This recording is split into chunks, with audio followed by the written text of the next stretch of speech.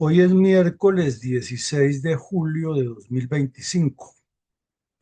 Estamos en el episodio número 801 de la memoria histórica aún no contada del conflicto armado en Colombia. El tema que vamos a tratar es el trasiego criminal de un narcotraficante y terrorista del M-19, a quien los medios de comunicación siempre trataron de lavarle la imagen, especialmente el periodista Germán Santamaría, que tenía unos contactos muy sospechosos y aparecía siempre cubriendo toda la información relacionada con la violencia en Colombia con mucho lujo de detalles. Estuvo extrañamente presente cuando Jairo Capera Díaz asesinó a sangre fría a dos soldados de la Brigada 12, tildándolos de infiltrados en Peñas Coloradas en el Caquetá. También estuvo presente, como por obra y gracia del Espíritu Santo, el día de la supuesta desmovilización de este terrorista del M-19 y le hizo una crónica casi como si fuera una revelación de la Madre Teresa de Calcuta. Entonces, después este criminal terminó en un accidente aéreo al lado del mismísimo Jaime Bate Mancayón. Uno nos explica cómo un terrorista al que un periodista unos meses antes había presentado ante los medios de comunicación como un humilde campesino, andaba al lado de Jaime Bate Mancayón y de un parlamentario en ejercicio, todos miembros del M-19, en un viaje desde la costa atlántica hacia Panamá a reunirse con el narcodictador Omar Torrijos para planear unos embarques de coca y armas desde Colombia y hacia Colombia. Veamos los hechos. Y coronel, ¿cuál fue la grave revelación que hicieron los medios de comunicación internacional acerca de las oscuras andanzas del escritor colombiano Gabriel García Márquez en Estocolmo en relación con los narcoterroristas de las FARC y el M-19? Es que García Márquez era un delincuente de cuello blanco, pero se han encargado los comunistas que le consiguieron un premio Nobel de literatura tan merecido como el que mereció Juan Manuel Santos. Le consiguieron ese premio Nobel y viajó a Estocolmo a recibirlo con todo un espectáculo y una parafernalia que el gobierno colombiano parecía como una republiqueta africana haciéndole honores a un sujeto que toda la vida se la ha paseado elogiando a las guerrillas comunistas y que ya lo había hecho antes, también con un montaje que le hizo la narcodictadura cubana y la embajada rusa, de conseguirle un premio de una empresa capitalista como la ESO y de destinar esos dineros dizque para financiar las defensas de los terroristas que estaban en las cárceles colombianas. Después de que viajó a Noruega a recibir el premio Nobel de Literatura, se dirigió hacia una casa que el Partido Comunista Soviético financiaba, que era la Casa del Pueblo en Oslo, Suecia. Eh, Había llegado allí para asistir a la ceremonia del premio Nobel, pero antes hizo un evento con mm, comunistas asilados en el continente europeo, en el cual una cantidad de bandidos recogieron 240, perdón, 24.000 coronas suecas de la época y las destinaron todas para enviársela de apoyo a los terroristas salvadoreños y desde luego otros dineros que venían para los terroristas colombianos. Él mismo aleccionó al público para que gritara vivas a Cuba y abajos a los Estados Unidos y mm, lanzaron objetos a las calles, gritaron, hicieron alegorías al comunismo internacional y todo encabezado por el señor García Márquez. No nos lo estamos inventando, ahí viene está la transcripción completa del cable de la agencia asociada a France Press, en la cual relata lo que ocurrió en Suecia cuando ya se alistaba para ir a Estocolmo a recibir su premio Nobel de Literatura que, repetimos, era tan merecido como el de Juan Manuel Santos en La Paz. Y eso ocurrió el mismo día que aquí en Colombia el M-19 se estaba entregando un grupo encabezado por Conrado Marín, pero parece ser que esa entrega era una calculada acción de una cuadrilla de bandidos que estaba muy perseguida y asediada en la selva, y entonces la decisión ha sido aparentar una iniciación de la desmovilización, ya que Belisario Betancur les acababa de publicar el decreto de la amnistía y el indulto, y estaban era aprovechándose de eso para no caer en manos del ejército colombiano y ser procesados por la justicia penal militar. Otro de los episodios oscuros del señor García Márquez, que no nos lo nombra el curita de Rux en su supuesta verdad del conflicto armado en Colombia. Brillante literato con oscuro pasado. Mi coronel,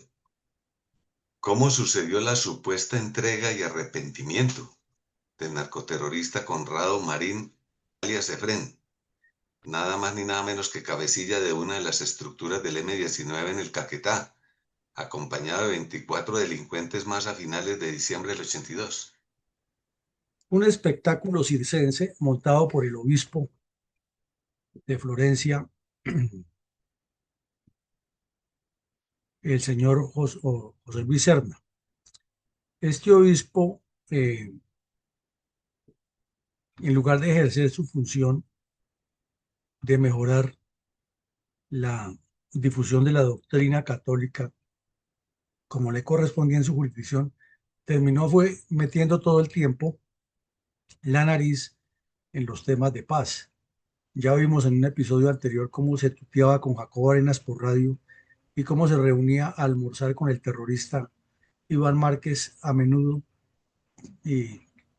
para Iván Márquez le decía José Luis y el terrorista le decía José Luis y él lo llamaba Ivancho,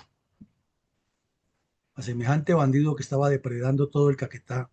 y moviendo coca a raudales. Apareció Monseñor Serna con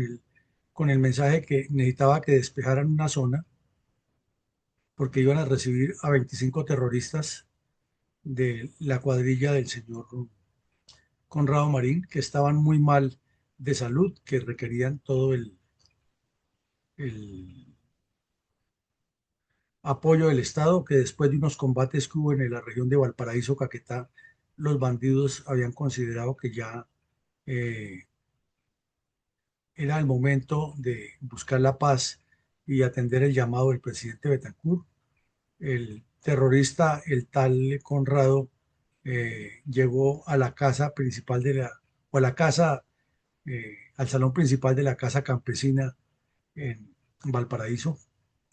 Allí montó todo el show, que no se dejaba fotografiar. Eh, Apareció la compañera sentimental del terrorista con una niña pequeñita y le tocó ir al alcalde, al comandante de la brigada, que era el coronel Fabio Luque García, a entrevistarse con el delincuente, a ver qué era lo que entregaba por instrucciones del alto gobierno. Y con él se entregaron 25 terroristas en total, aparecen los nombres de todos. Eh, Fue todo un show. El bandido decía que no quería prensa, pero andaba con unas gafas oscuras como de traqueto pobre mexicano, y la disculpa era que el sol le había producido conjuntivitis en la selva. Bastante contrasentido, porque quienes hemos estado en la selva sabemos que el gran problema de la selva es que no hay sol. Solo cuando se sale a los ríos grandes es que vuelve uno como las serpientes a recibir el calor del sol. Pero la selva lo que hay es sopor y mucha humedad, pero sol es muy difícil que haya porque la selva es muy alta. Pero él usaba gafas oscuras, parecía como un traqueto de esos mexicanos, eh, aparentando para no mostrar los ojos, no mirar a la cara seguramente. Y al mismo tiempo en el Huila, en la región de Santa Rita en Naipe, otro grupo terrorista del EM-19 anunció también a las autoridades locales que estaba en proceso supuestamente de entregarse. Y al mismo tiempo el señor García Márquez le hacía show y vivas a la Revolución Comunista Cubana, a donde unos meses antes había llevado a los secuestrados de la Embajada Dominicana y de donde habían partido los dos grupos que intentaron invadir a Colombia por el Chocó y el Putumayo. Lo que no nos cuenta el señor de Rux. Muy bien. ¿Qué hubo? Hubo nuevas desmovilizaciones de narcoterroristas del M-19 en el Caquetá y en el Putumayo, a donde se fueron después de haber fracasado en sus acciones urbanas durante el año de 1983. Sí, después de esa de ahí pues se entregaron unos bandidos y luego aparecieron en Florencia otra vez, otra vez la mediación de buena voluntad de José Luis Serna, el obispo de Florencia, y esta vez llegaron fue en vehículo de servicio público, escoltados por el prelado y una comisión de la curia, con banderas blancas y en un show con papayera, etcétera, 50 terroristas, perdón, 30 terroristas del M-19. También aparecen los nombres y venían con el mismo cuento de la paz y que formaban un partido. Y mientras tanto ya hemos visto en episodios anteriores lo que estaban tramando los cabecillas. Eh, y por todas partes el señor Belisario Betancur era la estrella, era el organizador de la paz en Centroamérica, pero ya hemos visto que en esos mismos días en paralelo las FARC y el ELN seguían asesinando campesinos, seguían secuestrando, robando, amedrentando a la gente, atracando comercios, asaltando poblados. Sin embargo, el señor Belisario Betancur vendía la falsa imagen igual que Petro y que Juan Manuel Santos y que Andrés Pastrana, todos los presidentes arrodillados ante los bandidos, que todo iba viento en popa y que ese era el avance más grande de la paz en Colombia. Nunca había habido tanta paz en Colombia como bajo la dirección de Belisario Betancur era el mensaje. ¿Cuál era el mensaje supuestamente de actitud positiva que se publicó en periódicos locales de Estados Unidos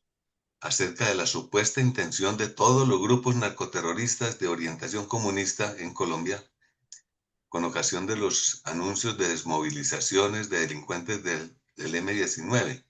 entre ellos precisamente el de Conrado Marín? Y hay algo que es duro reconocerlo, pero que toca reconocerlo y que el señor de Rux tampoco lo cuenta en su supuesta verdad del conflicto armado en Colombia. Y es la habilidad que han tenido los emisarios internacionales de la subversión comunista en Colombia para contactar a personas que les sirven de multiplicadores y que impactan muchísimo en la mass media, en los medios internacionales. Eh, Después de la Segunda Guerra Mundial comenzaron a operar unos periodistas que llamaban los freelance, o sea, periodistas que trabajaban en el mundo, eh, elaborando crónicas personales y vendiendo de los medios de comunicación. Y un periódico de Londres, muy importante, de la ciudad de Liverpool, publicó una extensa crónica en la cual el mm, periodista canadiense Wayne Dyer, tenía este apellido de matón, Dyer, eh, había venido a Colombia y había hecho un recorrido por las distintas zonas donde estaban los narcotraficantes y terroristas del M-19 en proceso de desmovilización, de supuesta desmovilización. Y entrevistó varios bandidos de esos, hizo una crónica, obviamente, presentándolos como los salvadores, diciendo que eran entre 4.000 y 6.000 bandidos, que la prueba de ello es que la entrega de Conrado Marín había sido lo más significativo, ya que era un campesino ignorante que había asumido las armas temeroso de que lo mataran, pero que él había vuelto ya a la paz y que estaba dispuesto a recibir la suma de 140.000 pesos que le iba a dar la Caja Agraria para abrir una finca en la selva y alejarse del terrorismo, que tenía varios hijos, que era de una familia de inmigrantes del viejo Caldas que se había ido a abrir zona en el Caquetá, y que había un héroe, que era Belisario Betancur, pero detrás de Belisario Betancur había un superhéroe, que era Monseñor Serna, que era el hombre que, el único que tenía la capacidad de convencer a los terroristas que se entregaran, que este programa iba muy avanzado, que ya habían quedado atrás los lamentables hechos de la Embajada Dominicana. Mejor dicho, la Madre Teresa de Calcuta no hubiera hecho una obra tan grande como estos bandidos del M-19. Y aquí el señor Dyer, que era un periodista muy conocido en Europa, había cubierto las guerras en el Medio Oriente y había ido al oriente del Asia y había estado en el norte del África y en el Sahara y tenía unas crónicas muy conocidas en los medios internacionales. Ahora le estaba haciendo semejante crónica en Europa a los bandidos de las FARC del M-19. Mi coronel, mientras los freelance vendían crónicas en favor de las FARC, ¿cuál era la actitud publicitaria entonces y de protagonismo exagerado del obispo de Florencia, José Luis Serna, en torno a la supuesta paz del gobierno de Belisario Betancur con los narcoterroristas del M-19? Es que aquí hay otro puntico que es importante también resaltar lo de lo que el señor de Rux no cuenta en la supuesta verdad del conflicto. Y es en la extraña y sospechosa, por no decirlo de otra manera, metida de nariz de los curas en el conflicto. Ayer veíamos cómo dos curas hacían parte del autodefensa obrera y les apareció otro cura que era el superior episcopal de ellos haciéndoles una defensa a ultranza ante la 13ª Brigada que los había capturado con las manos en la masa. También vemos que en la época de los 60, cuando se escribió la primera versión de la violencia en Colombia, la mano de un cura estuvo fuertemente metida ahí. Y luego vimos que a partir de la supuesta paz de Belisario Betancur con los terroristas, eh, varios sacerdotes, entre ellos José Luis Serna y después Monseñor Castro y el mismo de Rux y otros han terminado metidos en el cuento de la paz y hablan más de la paz y de la supuesta resocialización de los bandidos y las bondades que de sus funciones como pastores de la Iglesia Católica. Entonces es otra parte que falta aclarar muchísimo, habida cuenta que en los años 60 se determinó claramente la vinculación de varios sacerdotes al ELN. El canciller de las FARC en Brasil es un bandido que fue sacerdote en el Huila, que fue herido aquí en cercanías a Bogotá en un combate con las fuerzas especiales y que luego se fue a Brasil a vivir con una brasileña, y cuando se pidió la extradición de ese bandido, el señor Lula da Silva dijo que como ya tenía ciudadanía brasileña, la Constitución le prohibía extraditar ciudadanos brasileños. Que si hubiera sido colombiano, con mucho gusto, y que si le pedían otro colombiano, no había problema, pero que ya uno nacionalizado, sí no. Entonces, en ese momento, el periódico El Tiempo hizo, el señor Santamaría, otra vez una crónica de Yo con Yo, entrevistó a Monseñor Serna a que contara sus grandes hazañas. Es evidente que este curita andaba detrás de un premio Nobel de Paz, eso no se oculta, y le preguntó que cómo iba el plan de desmovilización de los terroristas del M-19. Y Monseñor dijo en su respuesta que de acuerdo con sus cálculos, el 25% del proyecto iba avanzado. Nunca supimos de dónde sacaba ese 25% del proyecto, o cómo sabía que era el 25%, o si era que estaba cuantificando. Que él mismo iba a meterse por medio de la caja agraria como diera lugar, iba a estar metido en sus parroquias, mirando cómo evangelizar cristianos, que él iba a ir a la caja agraria a ver cómo la caja agraria y el INCORE le ayudaban a darles tierras a todos los batidos. Que él como alto comisionado iba a proponer algo en nombre de algunas personas para que a nivel de departamento le estuvieran informando cómo marchaba el proceso de amnistía en todo el país. O sea, era otro comisionado de paz en la sombra con más poder que los mismos arrodillados que tenía Belisario Betancur ante las FARC. Eh, entonces le preguntaron que, bueno, pero es que aquí hay más grupos terroristas. Entonces dijo, sí, es cierto, los hay, pero en mis contactos están abiertos al diálogo. O sea, los bandidos estaban abiertos al diálogo con él y como vimos hace unos días, poco después se comprobó que él andaba de brazo con el terrorista Iván Márquez, que Ivancho y José Luis almorzaban seguido en la curia episcopal y, y José Luis, que era el pastor de los cristianos, estaba abrazado con un bandido que tenía las manos untadas de sangre y de tráfico de coca por el mundo. Por esos días se conoció el caso de un miembro del cartel de Medellín que llegó a Florencia y se dirigió hacia Peñas Coloradas en el Caquetá a negociar coca. Y el contacto en Florencia para iniciar el recorrido hacia el oriente del Caquetá era el hermano de Iván Márquez. Y resulta que el tipo terminó enamorado de la mujer del hermano de Iván Márquez y en una situación pasional, el sujeto este de Medellín asesinó al hermano de Márquez. Entonces Iván Márquez, con su frialdad criminal que lo caracteriza, eh, pidió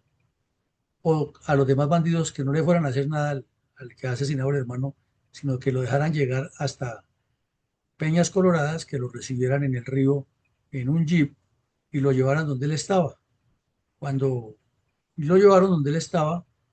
sin mediar palabra, ordenó amarrarlo al jeep con alambre al asiento del vehículo, comenzó a rociarle él mismo gasolina por poquitos encima y a torturarlo. Y luego le ordenó a un bandido que le lanzara una estopa encendida al vehículo y lo quemó vivo. Eso lo supo José Luis Serna, pero que se quedó callado, porque ese era el secreto de la confesión, según la disculpa que tiene. Y esos son hechos que tampoco nos cuenta el señor de Rux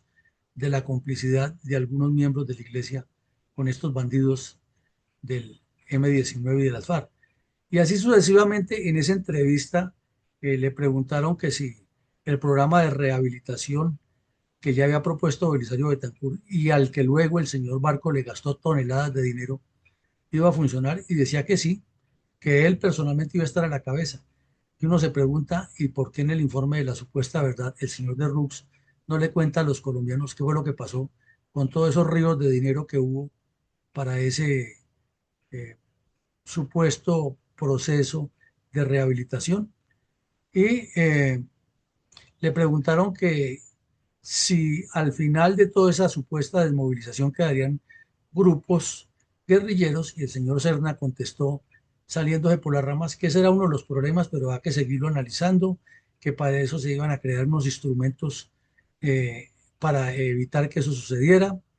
Entonces le preguntaron también, bueno, pero usted tiene ya un cronograma, un programa completo de cuáles son las entrevistas que va a hacer con los bandidos y qué es lo que va a hablar en cada caso. Sí, sí, estamos trabajando en eso, cada vez es más duro, la paz es una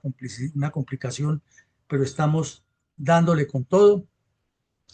Y le preguntaron finalmente, bueno,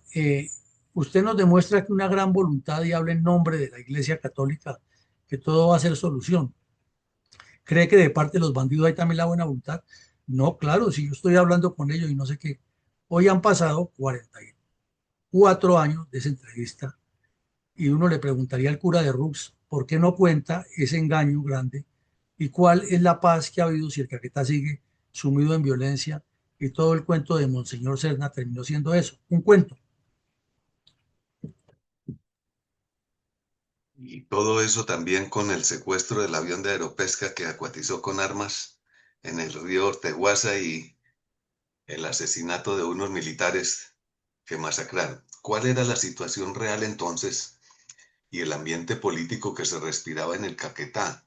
respecto a la seriedad de los narcoterroristas del M-19 para suspender la violencia comunista contra Colombia, con la condescendencia o hasta connivencia del obispo de Florencia? Pues aquí alcanzamos a ver el título, 100 días de la amnistía. Y la pregunta que se hacía el mismo periodista que antes servía de micrófono en los primeros días del show, ya comenzó a cuestionarse que la cuestión era que el asunto no era tan real como le ha pintado Monseñor, sino que la verdad era que los caqueteños decían otra cosa. Entonces volvió y lo entrevistó,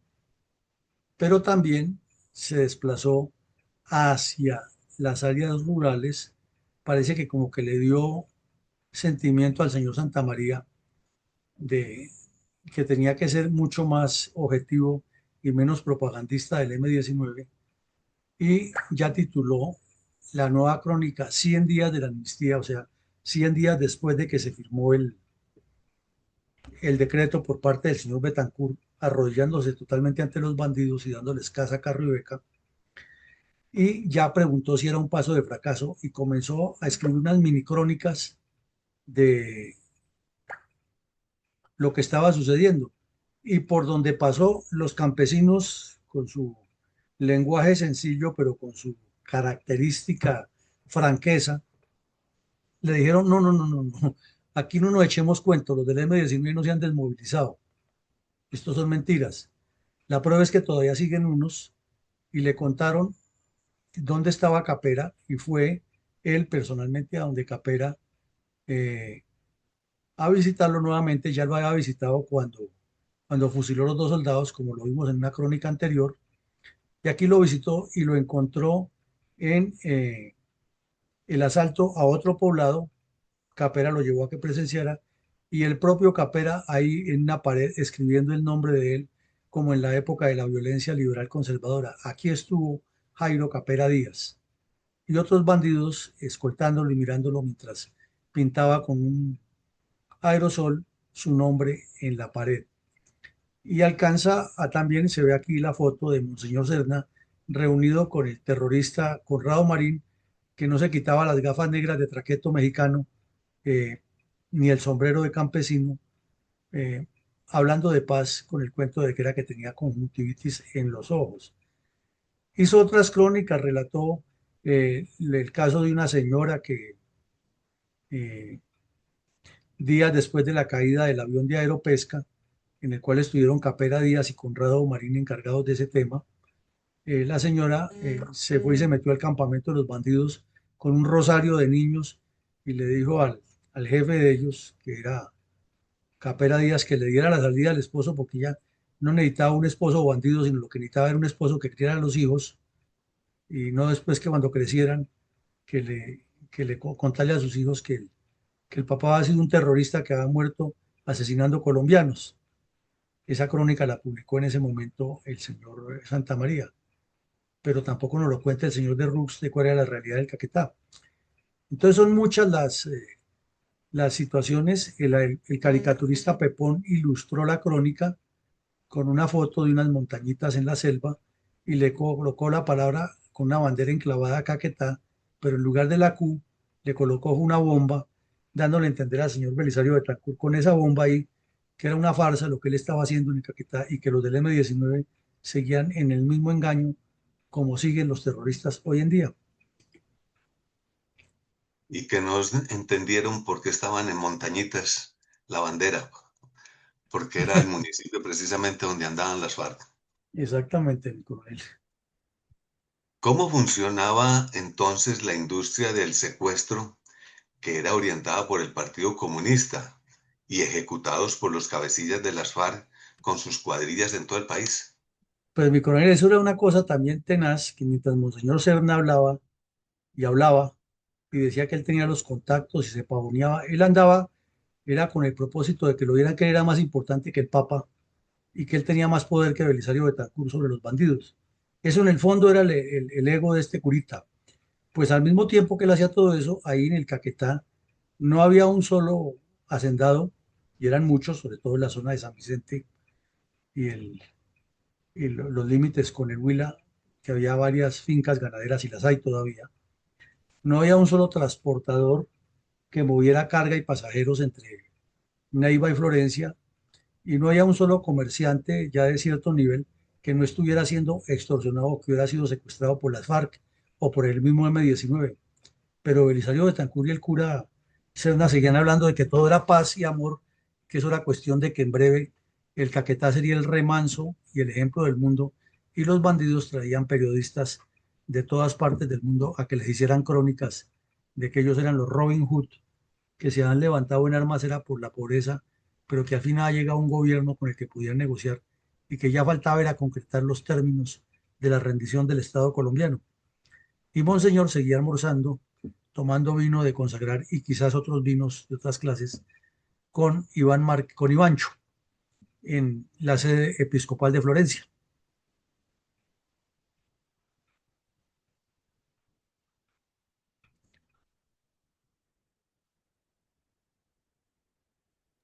Mi coronel, ¿cuál fue el show publicitario alrededor de la imagen del narcoterrorista Conrado Marín, preparado por el obispo de Florencia y algunos periodistas de diversos medios de comunicación? Pues en particular, el terrorista, ahí lo vemos, con su pinta de traqueto mexicano y gafas oscuras que no se las quitaba para nada, igual que Jacobo Arenas que andaba con unas gafas de color verde botella. Este bandido con un sombrero, una calavera con huesos cruzados arriba como si fuera un pirata, con reloj muy fino, con camisa blanca y de mangas dobladas, pantalón de paño, botas texanas, asistió al encuentro de su supuesta desmovilización. O sea, era una guerrilla harapienta y de pobres, pero eh, al mismo tiempo se daban esos lujos. Después de la supuesta rendición de este bandido, fueron llevados a Florencia y aparece el coronel Noel Mota hablando con este bandido y obviamente el show publicitario de que en el sitio tenía que estar el periodista Germán Santamaría, que era el que iba a hacer la crónica. Y reunidos para esa crónica, el bandido le dijo al coronel Mota, al coronel Luque le dijo, yo tengo el 90% de seguridad que ustedes me van a matar. Entonces el coronel le contestó, y yo tengo el 100% de seguridad que a usted nadie lo va a matar. Y resulta que esa frase del coronel resultó ser lapidaria porque el bandido lo que murió fue meses más tarde, subido en una avioneta al lado del terrorista Jaime Bateman Cayón, quien lo había conocido desde cuando Bateman era terrorista de las FARC, había tratado de reclutarlo para las FARC, pero no lo había convencido del todo, o había quedado ahí en veremos. Y cuando ya Bateman regresó con los narcotraficantes a iniciar todo el proceso de la coca en el Caquetá y el Putumayo, este bandido se le unió al M-19 con el argumento de que él había sido primero perseguido por el EPL, que llegó después del M-19 a la zona, antes que las FARC,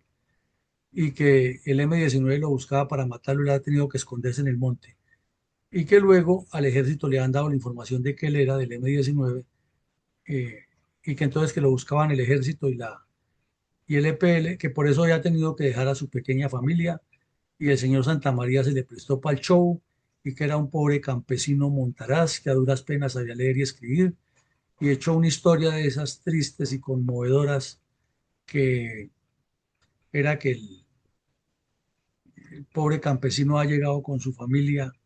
a la zona, que se han puesto a descuajar montaña, que el papá todavía vivía, que a duras penas habían aprendido a leer y escribir, lo cual podría ser cierto, ¿no? Que habían sido siempre víctimas del abandono estatal, que eso sí, que la única persona que se aparecía por allá era Monseñor Serna, que era como el apóstol y el ángel de todos los pobres campesinos, eh, que el bandido y el coronel se pusieron a hablar ahí delante del periodista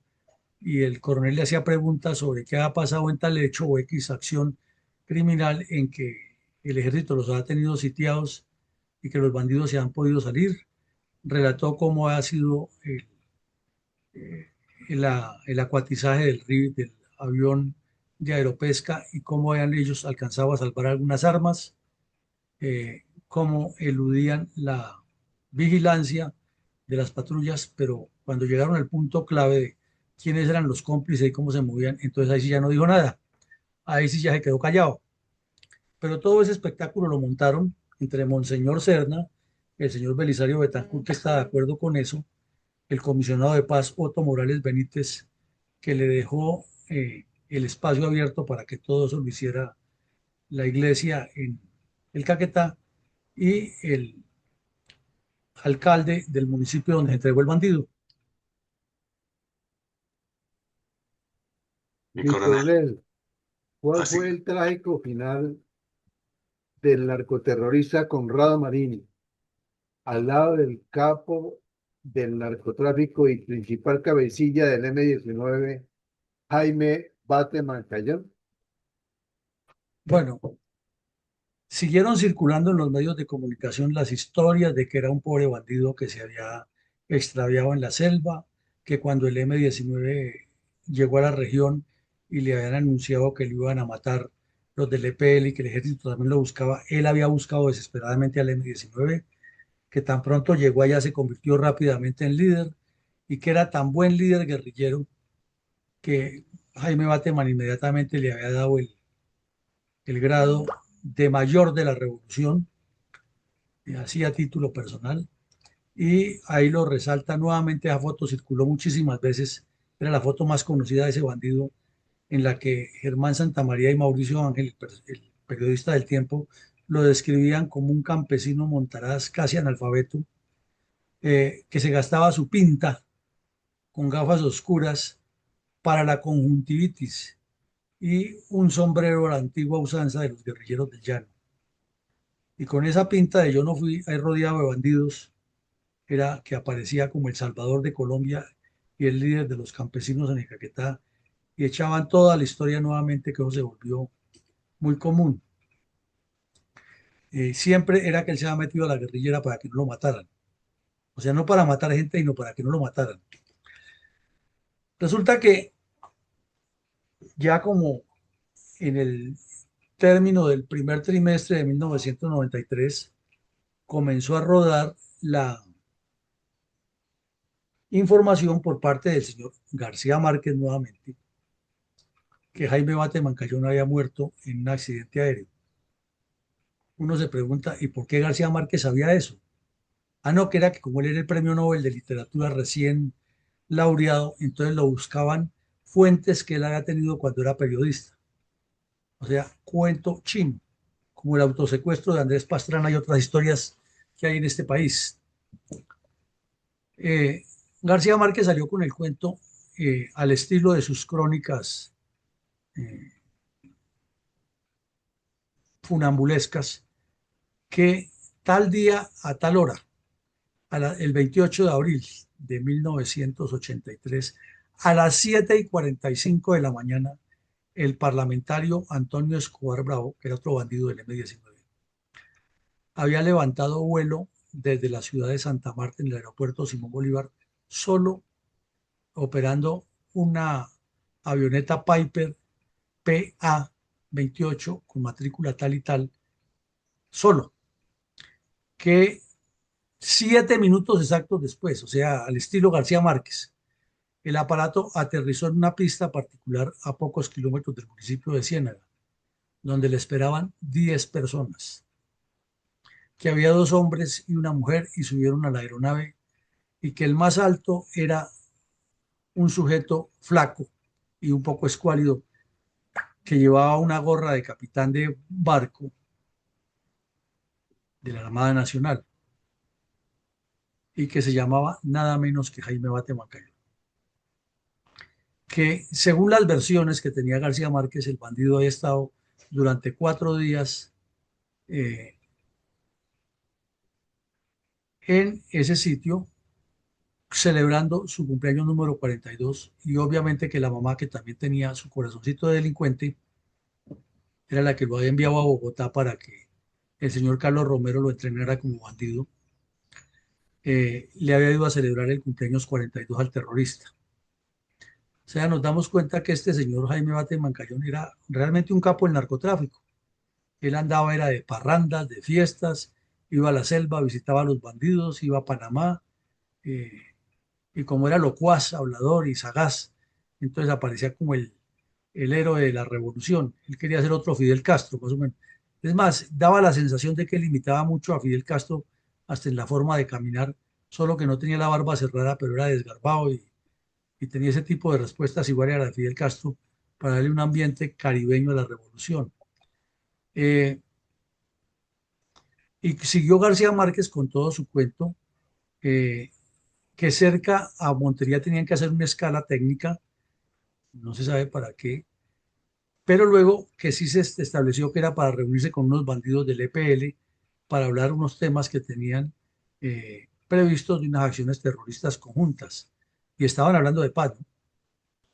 Y luego dice que iba para Panamá supuestamente a reunirse con un emisario de Belisario Betancur para ahora sí comenzar las conversaciones en serio. Entonces ya vemos que hay todo un novelón al estilo García Márquez montado alrededor de esto. Que el avión llegó 2 horas y 17 minutos después, imagínate, tipo crónica de García Márquez, a Panamá y que fue el último momento en que hizo contacto con el aeropuerto de Tocumen y que inclusive le detectaron la ubicación a 55 millas náuticas del aeropuerto de Paitilla, donde no aterrizó nunca. Entonces, ahí ya comienza uno a atar cabos, iba para Tocumen, como así, para Paitilla. Bueno, esas son las historias tipo García Márquez. Y luego vuelve y dice que quienes estaban en Ciénaga estaban entre otros Toledo Plata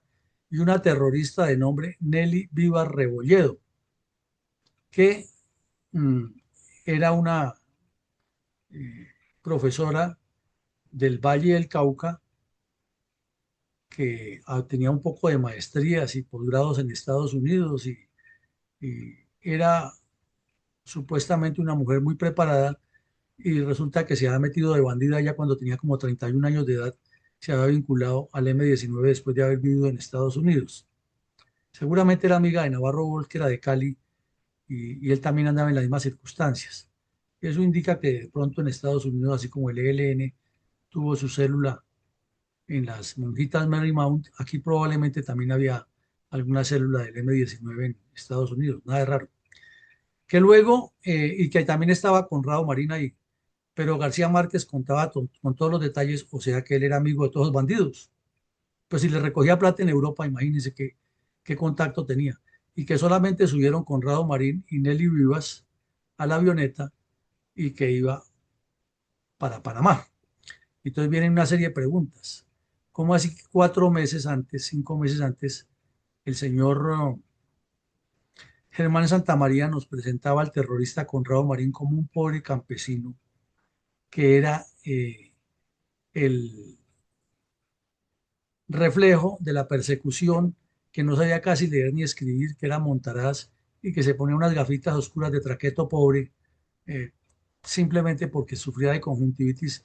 Y ahora Jaime Bate Mancayón lo llevaba, según García Márquez, a reunirse con los delegados del gobierno nacional para hablar de cómo entrar a fondo en el proceso de paz. Uno pregunta, ¿y por qué no iba ahí más bien Pizarro? No iba a la Vera Grave, Navarro Wolf, que eran los pensantes de ese grupo. Entonces quiere decir que este bandido no era ninguna pera en dulce, sino que era otro mono jojoy que tenía la capacidad de imponer sus criterios en las reuniones. Y luego, cuando ya las autoridades panameñas encontraron los cadáveres, encontraron a uno que tenía los papeles de Jesús Arjaid Artunduaga, pero el M-19 ya ha publicado un comunicado interno, eh, seguramente se lo redactó García Márquez, en el cual decían que los muertos, que uno de los muertos era Conrado Marín, y comenzaron a hacer las especulaciones, y luego pues se determinó que era que Conrado Marín llevaba los papeles o los documentos de identidad del tal Arjaid Artunduaga, otro bandido, pero que ese sí estaba vivo. Resulta que había un abogado muy conocido en Colombia que ha trabajado en la Procuraduría General de la Nación y todo el mundo lo conocía, que se llamaba Ricardo Alarcón Núñez. Y este señor había colocado una denuncia desde el año 75 que le habían robado los documentos de identidad. Pues entre entre las pertenencias que llevaba el terrorista Jaime Bate Mancayón, le encontraron que llevaba la cédula y otros documentos de identidad, inclusive un pasaporte falso, a nombre de Ricardo Alarcón Núñez, y con esa identidad falsa iba a ser el proceso de inmigración en Panamá cuando llegara. Y la terrorista Nelly Vivas Rebolledo también llevaba un documento a nombre de Ana Mercedes Estupiñán Salazar, pero como el M-19 publicó todo y le hicieron ya las pruebas de cotejación al cadáver cuando los trajeron a Colombia, quedó totalmente claro que la verdadera identidad de esta sujeto era ella. La describieron como profesora en el Valle del Cauca y con una experiencia importante a nivel internacional en formación académica, eh, que había ingresado a la guerrilla varios años antes, que se había especializado en París y había sido profesora 8 años en un colegio en Cali y que formaba parte del Comando Superior del M-19 del 72, que inclusive en el gobierno de Turbay, cuando el M-19 hizo las primeras aproximaciones con la comisión que encabezó Carlos Lleras Restrepo, ella había sido lo que había presidido esa comisión por orden directa de debate de Mancayón. O sea, lo que cayó en ese avión fue bandidos de la más alta, del más alto nivel del M-19 y no un campesinito y una pobre profesora que lo estaba acompañando eh, como compañera sentimental en ese vuelo. Claro que Jaime Bate Mancayón en cada sitio parecía un marinero de esos picaflor. Bueno, inmediatamente el señor Belisario Betancur, preocupadísimo por la muerte de todos esos bandidos y que eran sus panas del alma, movió toda esa comisión en el exterior, gastaron dinero a raudales recuperando los cadáveres, los trajeron para Santa Marta, hicieron el show publicitario, prensa va, prensa viene, y gaste dinero los colombianos en recuperar los cadáveres de unos bandidos. El coronel, ¿cómo se desarrolló el espectáculo mediático por parte de Clemencia Cañón de Bateman, progenitora del narcotraficante y terrorista del M-19, Jaime Bateman Cañón? Pues esta señora era bastante alebrestada, era bastante fogosa, y dicen algunos que fue la que le metió las ideas comunistas al hijo de niño. Y la prueba es que lo envió a Bogotá con contactos con el Partido Comunista a que se viniera a estudiar a la Universidad Nacional. Y ella sabía que al entrar a la Nacional y contactos con el Partido Comunista iba a terminar en la guerrilla. Eso lo sabía ella. Decía ser gaitanista, seguidor de Gaitán, y era muy conocida en Santa Marta por sus arengas. Y cada vez que se decía que el bandido la había publicado, salía a los medios y hablaba y que su hijo era un héroe y que era el hombre más inteligente del mundo y que estaba era luchando por los pobres. Esa señora tenía ya bastante cancha en la agitación política. Entonces los restos de los bandidos llegaron a Santa Marta y allí, con dinero del Estado, naturalmente, se organizó todo un show y entierro de primera y funerales y ceremonias para los bandidos y la cantidad de gente detrás, como siempre, politiqueros, curas, eh, oportunistas, periodistas de todas partes del mundo, porque era el entierro nada menos que el héroe de la Revolución Colombiana, y comenzó a cuestionar al gobierno nacional, hizo honores ella a los dos terroristas que cayeron ahí con Conrado Marín y al parlamentario bandido que los ha llevado en la avioneta.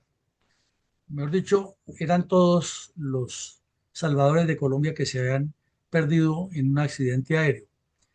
Y al mismo tiempo se comunicó obviamente con los padres del campesino, lo llevaron allá al entierro en Santa Marta y el papá de Conrado Marín, de que ya era un campesino de más de 70 años de edad, salió ante los medios también a quejarse de la insolidaridad del pueblo, porque él quería ver a todo el pueblo colombiano unido alrededor de la muerte de su hijo, que era un héroe campesino que había perdido la vida en la revolución. Era un pobre campesino que andaba en avioneta de traquetos y con narcotraficantes del más alto nivel reunido con los eh, bandidos que promovían el terrorismo y el comunismo en el continente. El coronel, ¿Cuál era la situación de los cabecillas del M-19 2 años después de la muerte en accidente aéreo del narcoterrorista Conrado Marín al lado del capo del cartel del M-19 Jaime Bateman en accidente aéreo en la selva panameña? Pues con ocasión de la muerte en combate del terrorista Gustavo Londoño alias Boris, 2 años después de estos hechos, los medios de comunicación siempre hacían el balance de quienes quedaban vivos de los jefes del M-19 y quienes habían caído. Aquí también hay que, así como les reconocemos la habilidad que tenían para contactar en el exterior a personas que les sirvieran de micrófono y multiplicadores a amplios niveles de difusión pública, también hay que reconocer que el M-19 se preocupó muchísimo por formar cuadros y por reclutar personas de nivel académico y con carisma de liderazgo dentro de la población. Entonces, en ese momento hicieron la crónica que con la muerte de Boris habían caído otros. Mencionaron desde luego a Bateman, a Iván Marino Ospina, a Álvaro Fayad, eh, a Elmer Marín, otro bandido de quien hablaremos posteriormente, al mismo Corrado Marín, a la terrorista caleña, la profesora, al congresista Antonio Escobar Bravo, que era otro bandido y es que congresista del Partido Liberal, a Toledo Plata, eh, y a otros bandidos de estos que han caído inclusive en el Palacio de Justicia. Pero también resaltaban que la organización se había consolidado de una manera estructural, que todavía quedaban vivos unos bandidos importantes y los mencionaba, de los cuales todavía tenemos algunos haciendo daños. Otros ya están reunidos en el infierno con Conrado Marín, Hugo Chávez, Tiro Fijo y otros bandidos que le han hecho daño a Colombia. Eh, Estaba Pizarro, que era el cabecilla, estaba Libardo Parra Varias, que era un bandidazo del proveniente del Quindío, que hizo mucho daño en la zona cafetera y en el Cauca. Estaba el terrorista Antonio Navarro Bosch, que ahora es el honorabilísimo y doctor Navarro Bosch, ya nadie le dice terrorista, que era el ideólogo del M-19, era el cerebro de toda esa organización criminal. Estaba Rosenberg Pavón, que todavía sigue por ahí apareciendo después de haber cometido una gran cantidad de crímenes. Estaba la terrorista Vera Grave, que ahora es la directora de Ciencias Políticas de la Universidad de los Andes. Imagínense donde la gente envía a la Universidad de los Andes a sus hijos y van a ser orientados por una terrorista. Y también es la presidente de la Comisión de Paz con el ELN del señor Gustavo Petro. Está el terrorista Boti Patiño, que actualmente o que dirige una columna de bandidos en el Valle y participó en muchos crímenes contra los colombianos y ahora es el jefe nacional de todas las comisiones de paz de Petro. Imagínense ustedes lo que sale de ahí. Está Jesús Arteaga, Artunduaga mejor, de ese no se sabe en este momento dónde anda. Está el médico Afranio Parria, que también cayó. Está otro terrorista, Marco Chalita, que también fue eliminado, o que, perdón, que ya murió, que se murió en un accidente en la casa. Ese lo vimos también aquí ya. Está Eber Bustamante, que ahora terminó metido en el Centro Democrático. Estaba otro bandido, Germán Rojas Niño, que también ya está en el infierno. Yamel Riaño, Germán Aldila, Rafael Arteaga, Pedro Pacheco. Como vemos, la lista era larga y no todos cayeron. Y eran personas que tenían cierto nivel académico y contactos en diferentes eventos de la sociedad. Pero ya el M-19 de toda esa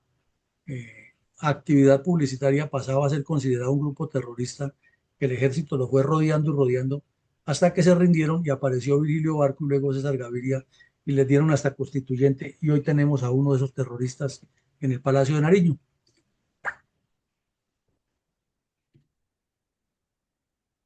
Con reverencia, admiración y absoluto respeto en memoria de todas las personas que fueron asesinadas por los bandoleros del M-19 durante las aciagas décadas del 70 y 80, presentemos un minuto de silencio.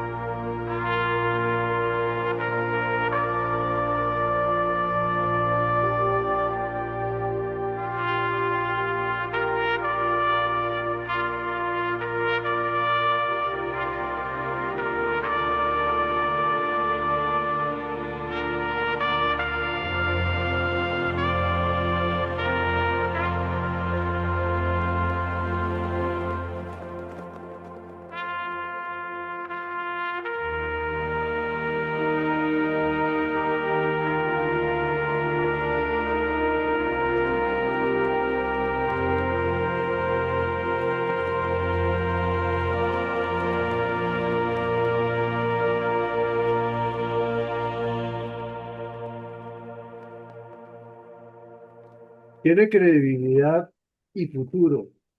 La paz de Petro, la paz total de Petro. Si vemos en detalle la farsa de paz del narcoterrorista Jaime Bate Mancayol con el gobierno de Belisario Betancur, incluida la farsa de desmovilización de Conrado Marín, alias Efrén. Los hechos que vimos hoy pues reúnen una cantidad de actores, un gobierno pusilánime, débil, falto de carácter y traidor al pueblo colombiano como fue Belisario Betancur,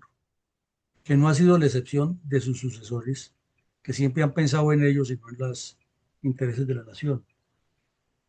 A un obispo que andaba detrás del Premio Nobel de Paz y más preocupado por darse publicidad y aparentar soluciones políticas en lugar de cumplir con su función eclesial de fortalecer la militancia católica. Y a unos terroristas avesados, habilidosos, calculadores y unos periodistas que les sirven de micrófono o por ideología, por simpatía o por estupidez, reconociéndolos como salvadores. Y a una población completamente desinformada al vaivén de lo que hagan los políticos y sin ningún Congreso de la República que los pueda defender, al contrario, hasta con congresistas haciendo parte de los bandidos hace 40 años como hoy, igual, y sin ninguna política de paz clara, pues de qué paz podemos hablar si es que el escenario de hace 40 años, que nos faltó mencionar algo gravísimo, hay que ver la fuerza del narcotráfico en medio de toda esta esencia, sigue ahí en la misma, pues sería ingenuo, sería ser uno muy bonachón pensar que lo que está haciendo Petro le va a funcionar. Máxime que él era de los mismos que estaban destruyendo el país en ese momento y que lo estamos viendo con hechos reales, cómo actuaban y pensaban, y no vamos a creer que era que todos eran malos y que Petro era el único bueno de ellos, porque cada vez que habla lo que hace es repetir lo mismo que decían en esa época y sus actuaciones apuntan es a que Colombia caiga en una desgracia igual a la de Cuba y no a que Colombia se convierta en un país productivo, desarrollado y con una transición hacia la mejoría y la industrialización. Síntesis, no es posible. Sigamos con su comentario, mi coronel. Gracias, mi coronel. El comentario para el día de hoy. El caso del asesino Conrado Marín, alias Efrén de las FARC, con su emblemática figura de ranger norteamericano y valeroso vaquero texano, es el mismo de muchos de los bandoleros que fueron adoctrinados por el Partido Comunista para convertirse en despiadados terroristas que han asesinado y martirizado al pueblo colombiano y que han tenido un trágico final sin pena ni gloria. Por eso en el día de hoy hacemos honor a las víctimas, tanto las civiles como los militares y policías que han sufrido la despiadada persecución del comunismo. El mismo que ahora también tiene en la ruina a los habitantes de la isla de Cuba, donde el terrorista Fidel Castro los acogió y los ayudó, tanto ideológica como económicamente, para que después vinieran a traer el dolor y el sufrimiento a nuestra querida nación Colombia. De ahí la importancia que debamos recordar a nuestros héroes del pasado, para que no volvamos a repetir los errores y los evitemos a toda costa. Y para que demos al mismo tiempo crédito también al heroísmo y al valor de nuestros abnegados militares y policías, que han dado su vida y su tranquilidad y su salud por la defensa de todos nosotros. Es una inevitable obligación el dar reconocimiento y gratitud a quienes tanto han hecho por tantos colombianos, y que a pesar de sus muchos esfuerzos y sacrificios, y debido a la incontenible maldad y barbarie de unos pocos, no hemos logrado alcanzar la paz que tanto el cívico y honorable pueblo colombiano ha querido lograr, y que incluso muchos de esos criminales han solicitado ser perdonados, y se le ha dado con mucha generosidad ese perdón de sus crímenes en forma amplia y casi que ilimitada consideración cristiana. Infortunadamente, muchos de ellos no lo han comprendido ni han valorado esos grandes privilegios que no tienen todos los colombianos, que incluso han recibido premios sociales, salariales, económicos y de mucho prestigio político, pero es tan amplia la capacidad de tolerancia y comprensión del pueblo que aún a pesar de ese desprecio tan desconsiderado por todo lo que se les ha dado, seguirá siendo el máximo esfuerzo porque logren incorporarse a la vida pacífica y que lleguen a ser honorables y civilizados miembros de la sociedad, porque han sido grande el daño hecho, pero al mismo tiempo ilimitada la benevolencia con que se les ha premiado, aún sin merecerlo. Gracias, mi coronel. Bueno, mi coronel, muchas gracias. Muy amable. Así es, se les ha dado casa, carro, beca y apoyo de todos los lados y la respuesta ha sido seguirle causando daños a Colombia. Pero lo grave es que los partidos políticos, en lugar de educar la militancia, de construir militancia, de formar proyectos, andan es en esa rapiña y repartija de avales a todo el que les ayude a conseguir eh, votos para ser reelegidos y seguir depredando el presupuesto nacional. Entonces, como si una cosa favoreciera a la otra. La corrupción de la mal llamada derecha sirve de estímulo a la corrupción de la izquierda. Y Colombia ahí sometida, la gente votando por estos bandidos, llevada por populismos. La juventud de ahora no tiene ni siquiera idea de quién fue Bate Mancayón, ni quién fue Petro, ni Pizarro, ni Navarro Wolf. Y al contrario, salen y dicen es que el malo es el señor Uribe Vélez porque era paramilitar. Ese es el discurso que ellos tienen.